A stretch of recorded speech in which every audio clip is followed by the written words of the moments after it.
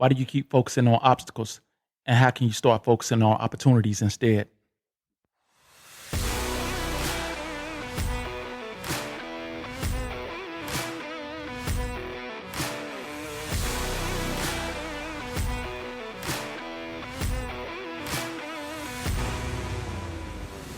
Hey, what's up, everyone? This is yours truly, Jovie J, Sumner, Breakthrough Boss host and founder. And today I want to welcome you to another great episode of the Daily Recharge. And today's Breakthrough Boss protocol of the day is how to turn obstacles into opportunities. So I've realized that a lot of times in life, we all are going to have different obstacles that we run into, things that are unexpected and they come out of nowhere. And sometimes what happens is we allow ourselves to become way too focused on what the obstacles are.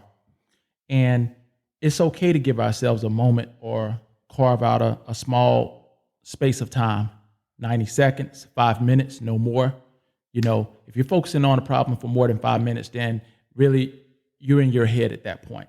So the key is give yourself 90 seconds to 5 minutes to focus on what the challenge is. And after that, shift into what the possibilities and the opportunities are for the challenge that you're facing, and then let it go.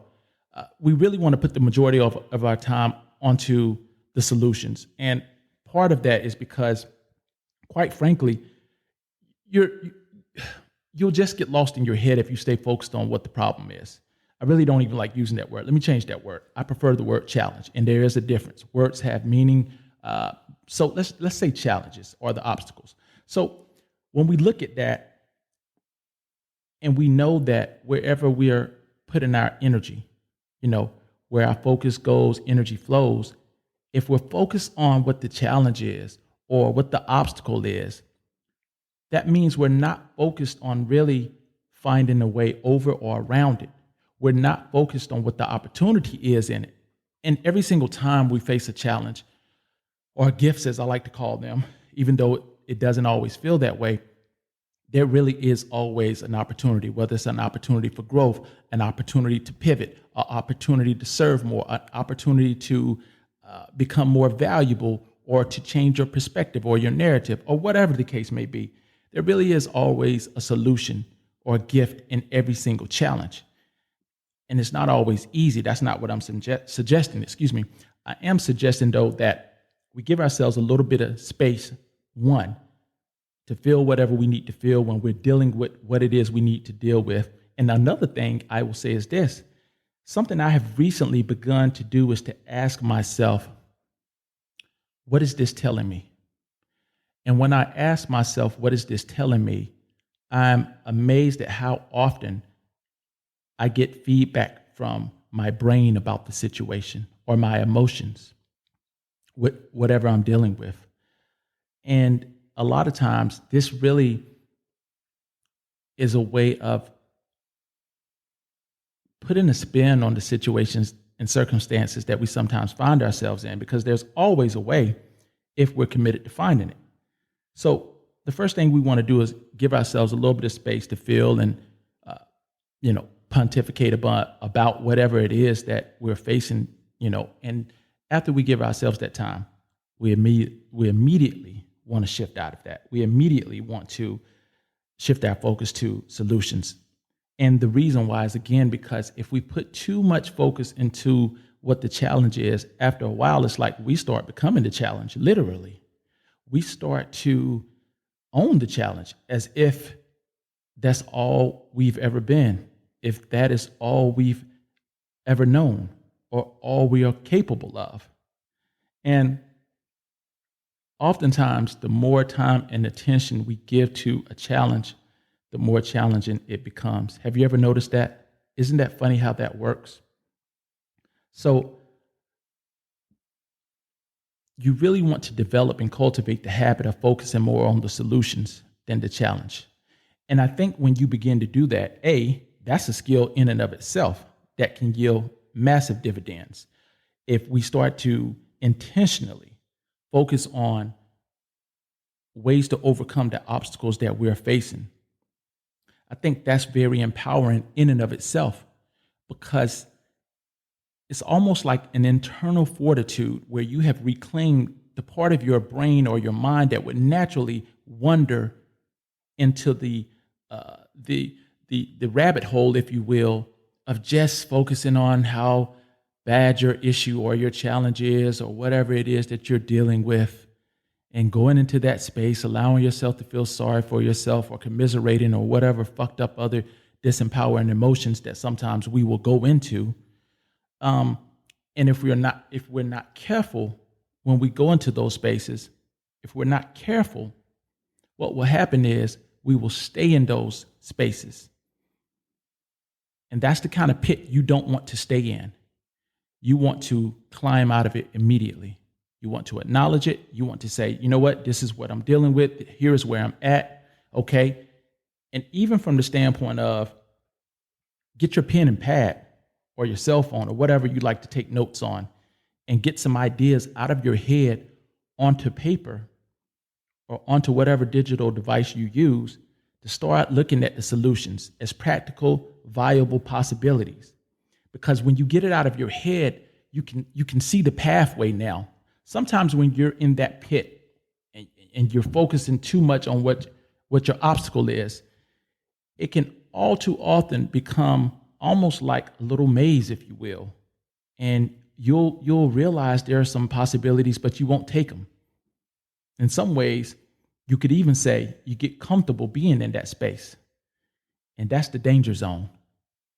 Because when you get comfortable being in that space, that means you're no longer even attempting to find solutions to it. You've just settled in that space. And this is where we don't want to be. And if we do find ourselves there, which we all will at points in time, we want to snap out of it immediately.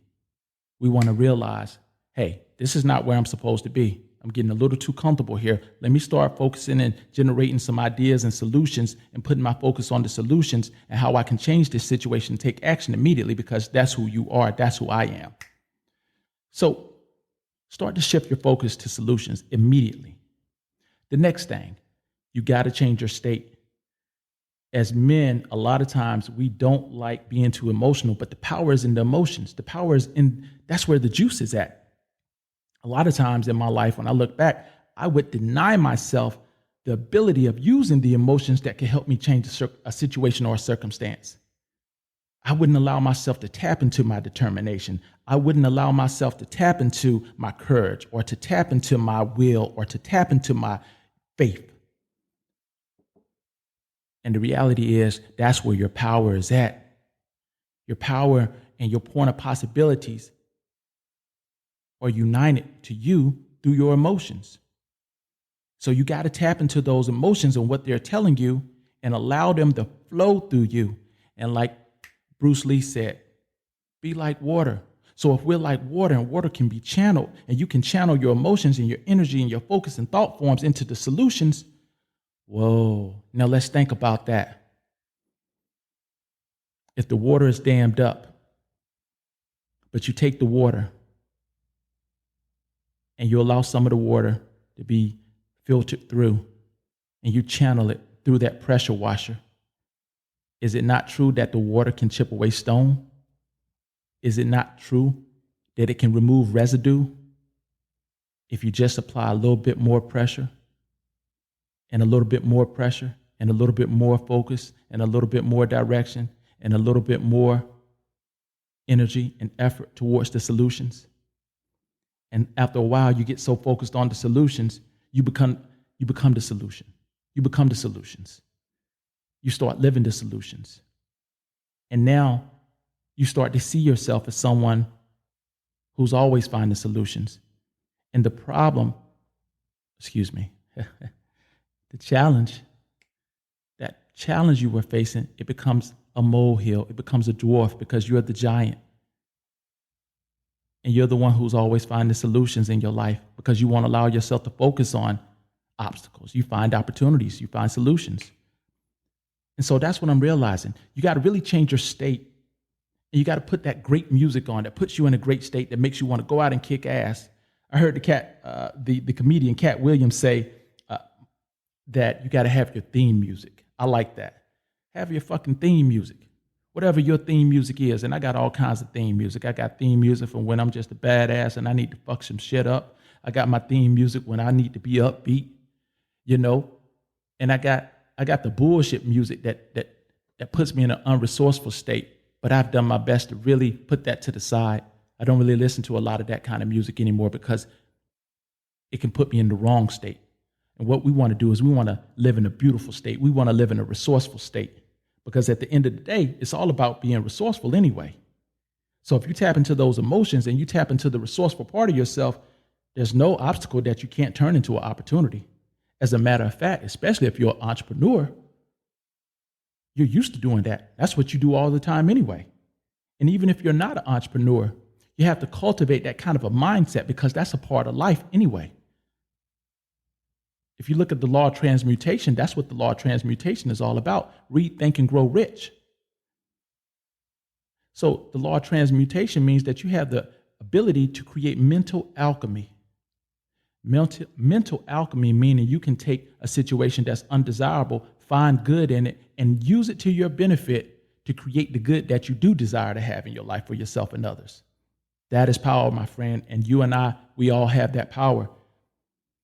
Oftentimes, we won't use it, though, unless we're in a resourceful state, which is why I suggest you create an environment or get into an environment, whether it's at home, at work, on your way to work in your car, where you're listening to great music, where you're listening to great content, where you're inspired by who you're around or the environment that you've created, because that's what brings out the best in us. When we're around high standards, when we put ourselves into a peak state, when we get into a resourceful state, when we're in a low state or unresourceful state, or we just focus on what's wrong, we're not going to find those answers and those solutions there. We're just going to stay right there in the same place, wallowing over the bullshit that's not going to change it. And I've done it too, and it sucks. So get into a resourceful state, change your state, put on some great music, get around some great people, change your environment, go to a different side of town, go have lunch or dinner with somebody on a different side of town, go somewhere where you can get inspired, where there's more wealth, where there's more success, and get some fresh perspectives. Speaking of which, that's my last point. You got to change your perspective. Oftentimes, we're looking at it from the end of the spectrum or the scope of what it occurred, where it occurred. But what if you took the opposite perspective, and then you took another perspective, and then you took another perspective, not from where the event or the situation is happening, but from a totally different stance? You might see some different possibilities in it. You might generate some new ideas about it. You might take some different actions. And by taking some different actions, you might even start to see it as an opportunity or opportunities instead of obstacles. So we want to get into the habit of looking at it from multiple perspectives, because sometimes we can just look at it from just maybe one or two perspectives. We put these limits on ourselves, and the reality is we're unlimited, but we put the limits on ourselves. So we have to remove those limits from ourselves. And sometimes that can include just sharing dialogue or conversation with someone who you respect or who you know, like, and trust, and asking them, what do they think about the situation? And then you may talk to someone else. It could be several people. What do you think about this? Like, what would you do? And be open to what they'll say. Sometimes I know as men, we don't want to be open to feedback. We let our egos, I don't want to ask anybody for shit. I've said that, right? Okay. So then you're limiting the solutions or the possibilities that you could come up with for that situation. So take off the limitations, put the ego to the side, and be willing to seek out some fresh perspectives and really be open to them. Don't allow yourself to be right at the cost of getting the results that you want. And again, sometimes we can all do this. I've done it too. And that is the very point that I'm making to you.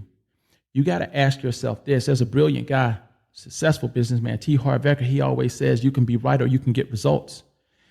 And some of us, we're at the age we should know better.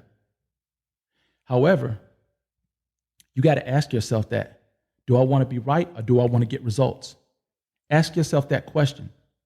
And if you ask yourself that question and you prefer to be right, then I wish you well, because that may come at the cost of you achieving what you really want to achieve, or having what you really want to have, or doing what you really want to do.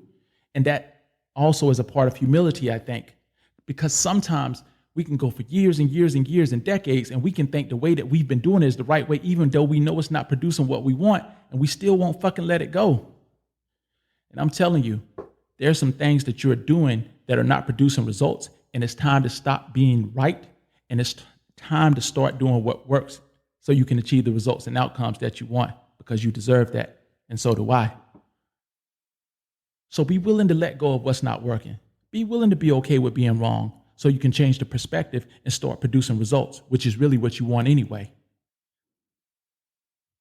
So take some time. Allow yourself to feel what you need to feel for a few moments, minutes, about whatever challenges you're facing today. And then immediately, I want you to shift into the opportunities that those challenges are presenting to you. And then I want you to change your state. And then I want you to change your perspectives. And then I want you to act on those perspectives. Some new actions will create a new you and some new possibilities. And that's how you change obstacles into opportunities, AKA mental alchemy, my friends. That's all I got for you guys today. I want to thank everyone for tuning in to another great episode of the Breakthrough Boss Podcast, the Daily Recharge.